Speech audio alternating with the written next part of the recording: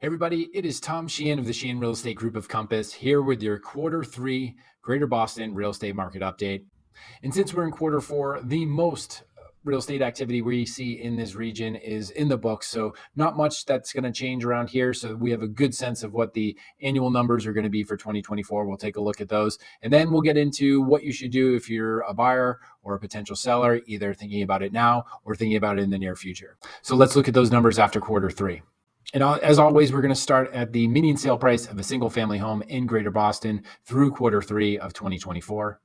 And as I always mention in these videos, because our real estate market is so seasonal, to get a sense for where the market has been going and what is happening, we compare year over year quarters. But the interesting thing to note here is the relatively modest increase in the median sale price comparing Q3 of 2023 to Q3 of 2024. Now, that's still an increase year over year, but that increase is definitely slowing down. It's a little surprising and definitely is a signal that the sales market slowed down in Q3 compared to what we saw in Q2 and even what we saw at the end of Q3 last year.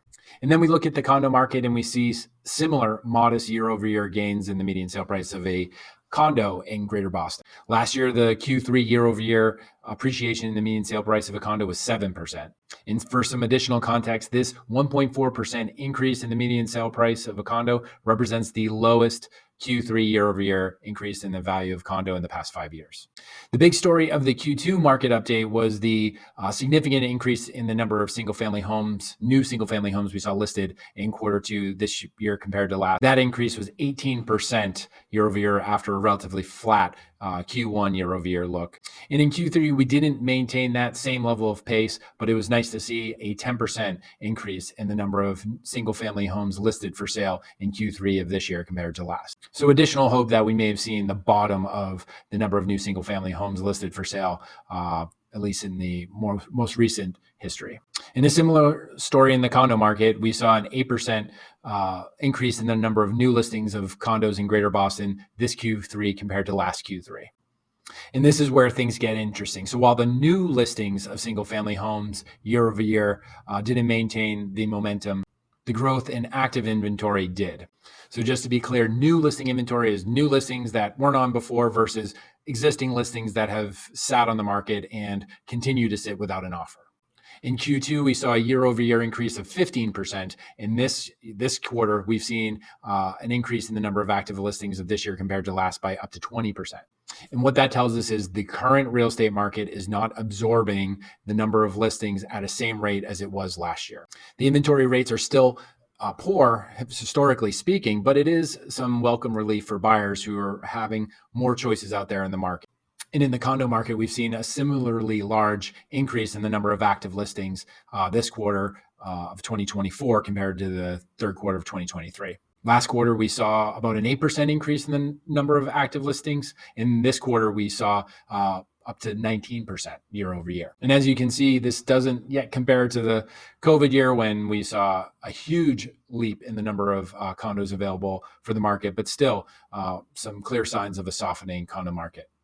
So given that you have more active listings, more choices, you would think you'd also see an increase in the number of days it takes a home to sell. And that is what we saw this quarter compared to last year, with the days on market up 5% compared to last year. Not a dramatic increase, but an increase nonetheless. And then the days on market for a condo, more inventory, going to take a little longer. They were up 10% this quarter compared to the third quarter of 2023. And likely thanks to that increased number of listings and more choices for buyers out there, the number of total sales of single family homes in Greater Boston was up 4% this past quarter when compared to that same quarter in 2023. But when you consider the number of new listings is up 10% and the number of sales is only up 4%, that speaks to the buyers that are out there. They're being discerning. They're not going to just settle for any home. They're still being particular about which home they do choose to make an offer on. And when you consider that the median sale price has gone up, that also speaks to that when they do find the home that is a good fit for them, they are willing to pay a little bit more for it. So willing to pay for a home that fits their needs, but also not willing to compromise on a house that doesn't. And when we get to condo sales, despite the increase in number of new listings and active listings, the number of condo sales actually went down about 1%. So that's further evidence that the Greater Boston condo market is softer than the single family market and softer than it was last year. And here we get to one of the major culprits in all of this, and that is mortgage interest rates. Mortgage interest rates have been more unpredictable than I think a lot of people in the industry would want to admit. After an initial dip with the lowering of the Fed fund rate, mortgage rates have continued to tick back up into that mid-high 6% range for a 30-year fixed loan. And for this chart, I just did the last year to just kind of give you a sense. There was a lot of talk that mortgage rates were going to dip significantly. We were going to be down into the fives. They were going to be, and it was going to loosen up the whole market. But as you can see, there has been some degree of relief when we compare it to 1 year ago. But still, we haven't seen that dramatic dip. And even most recently, we've seen this little increase. Now the Fed just lowered the Fed fund rate yesterday. That would be Thursday, November 7th. But that still hasn't really clicked into the mortgage interest market. And there's no guarantees that it's going to have an equally dramatic effect on mortgage interest rates. And the fact that we do see that rates are lower now than they were 1 year ago also adds some important additional context into those single family and condo numbers that we've seen, where we're seeing, despite improved interest rates, an increase in the number of active listings and listings sitting on the market, and a modest increase in the median sale price. So what do we expect in the final quarter of 2024? Well, as I said at the beginning of the video, it is the slowest time of year for real estate in the Northeast, but it also presents the best opportunity to buy. The reality is we have as few number of buyers as we usually have throughout the entire year in this final quarter of the year. So that increases the leverage for buyers. Now, the tricky part about that, there's very limited options for buyers this time of year. We see by far the fewest number of listings come on the market during November and December. So there's not a lot of options, new options for buyers to look at. And I think more mortgage rate uncertainty. Yes, the Fed just did cut the Fed fund rate, but mortgage companies, they don't track that step by step. Their 10-year treasury is a better indicator of mortgage rates, and the gap between the 10-year treasury and the 30-year fixed rate has been larger and maintained that gap for quite a while now. I think banks are a little nervous to get ahead of themselves and maybe trap themselves with some rates that won't look very appealing. And inflation numbers seem to be a little sticky. So I think we're going to have continued uncertainty, and I don't know that we're going to have some dramatic drops in mortgage rates in the next couple months. So what should you do if you're a buyer? If you're a buyer, you should stay in the game.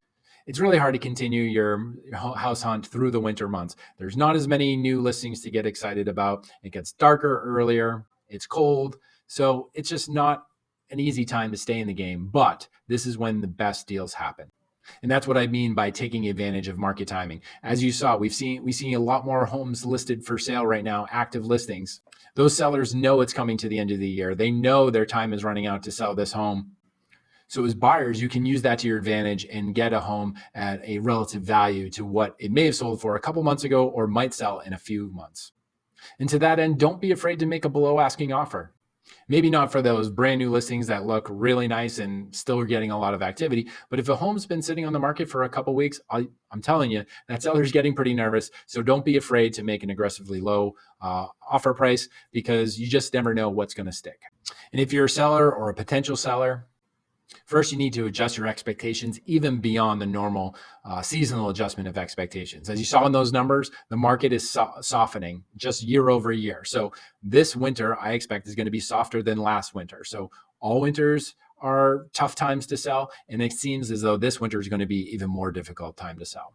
And to that point, if you're serious about selling in the winter, you really got to have your home shine to the best of its ability.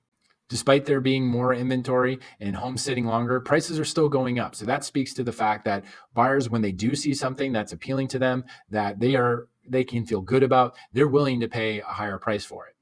If you don't look your best, chances are you're going to be one of the homes that sits longer. And usually the longer you sit, the lower price you sell for. And lastly, just understand the trade-off you'll have by selling now instead of waiting to the spring. No one can predict what will happen in the spring of 2025, but if history is any indication, it's in the springtime that we see the highest sale prices. So in all likelihood, if you were able to wait until the spring to sell your home, you're probably going to sell it for a higher price than you would right now when we have more buyers in the market. So that's all I got. Thank you so much for watching. As I say at the end of every video, everyone's situation is different. If you've been thinking about buying, selling and buying, let's have a conversation. Let's craft a plan that fits your needs and fits your timeline so that you can get the best result. So send me an email, shoot me a text, or give me a call. Thanks for watching.